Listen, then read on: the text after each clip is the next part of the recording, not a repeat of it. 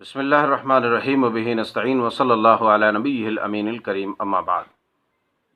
अब गिरामी क़दर व अख़वात इकराम, आज एक अहम मसले पर हम बात करना चाहते हैं और उलमा मुफ्तियान का इस ज़िमन में कुरान और सुन्नत की क्या अहकामात है कि बाज़ दफ़ा इंसान कुली करते वक़्त जो है नाक में पानी डालते वक़्त पानी अंदर चला जाता है, बिला किसी इरादा के पानी हलक में उतर जाता है। तो ऐसी सूरत में क्या उसका रोज़ा फासिद हो जाएगा, उसका रोज़ा टूट जाएगा या फिर रोज़ा बाकी रहेगा?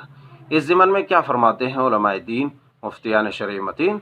तो शेख इब्न उसैमीन रहमतुल्लाह अलैह फरमाते हैं, अगर रोज़ेदार ने कुली की या नाक में पानी डाला और वो पानी उसके पेट में चला गया तो उसका रोज़ा नहीं टूटेगा, क्योंकि उसने जानबूझकर कसदन ऐसा नहीं किया।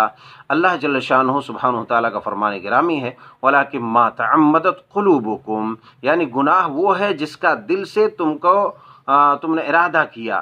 तो गरज ये कि इंसान अगर जानते हुए पानी हलक में डालता है, पेट में डालता है, तो उसका रोज़ा फासिद हो जाएगा, मगर बिला किसी इरादे के उसके हलक में पानी उतर गया, पेट में चला गया, तो ऐसी सूरत में उसका रोज़ा फासिद नहीं होगा, ख़राब नहीं होगा, बल्कि उसको रोज़े की क़ज़ा करने की ज़रूरत नहीं है। अल्लाह जल्ल शानुहु हमारे रोज़ों को, हमारी इबादत को कबूल फ़रमाए। आमीन तक़ब्बल या रब्बल आलमीन। अस्सलामु अलैकुम।